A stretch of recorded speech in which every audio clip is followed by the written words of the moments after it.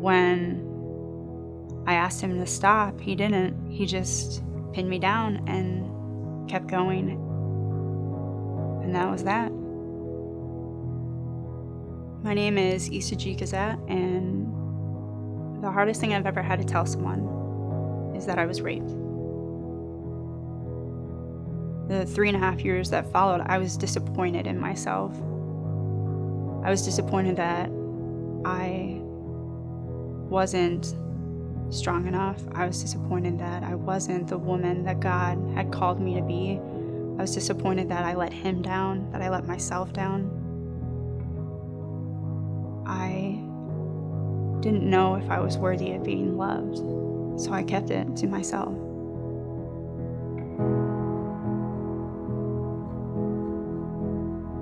I went to training camp for the World Race in October of 2013. The first official full day of training camp after we got all settled in the night before was the day that we were given a teaching on spiritual healing and grieving. It rocked my world. So we met in small groups to practice that spiritual healing. And when I got to my turn, I talked about my experience with being assaulted. I couldn't put a word to it. I wouldn't put a word to it because that meant that if I said it, I was weak. It meant that if I said it, I was disrespected, and I didn't want to think that I was that vulnerable. We came to worship that night. You could feel the spirit on your cheek, and it just got overwhelming. I slipped out the back door and I started crying, and I knew that what I didn't want to say was the only thing that God wanted me to say. My coach, Pappy, said, "You need to say it. It's not just assault. You need to say what it is." The first time that I was able to say I was raped, I broke down. I almost didn't have any sense of what it meant, but it just felt freeing saying it. It felt like I was okay. And I was asked to say it again. I was raped. And immediately the guilt left. I was raped. I'm not responsible for it. I was raped. I'm valued and worthy. I was raped. I'm still desirable and wanted and pursued. I was raped. I'm enough.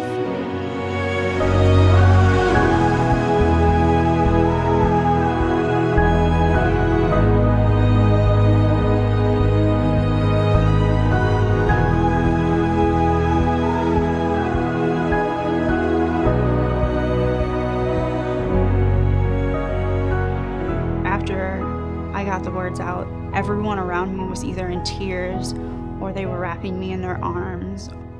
It was the most opposite response I would have ever thought to have received.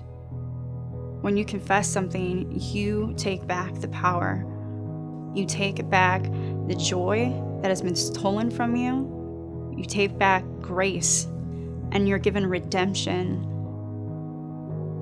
For the years after I was raped, I thought that my purity was stolen, or that I even just gave it away and then I could never get it back.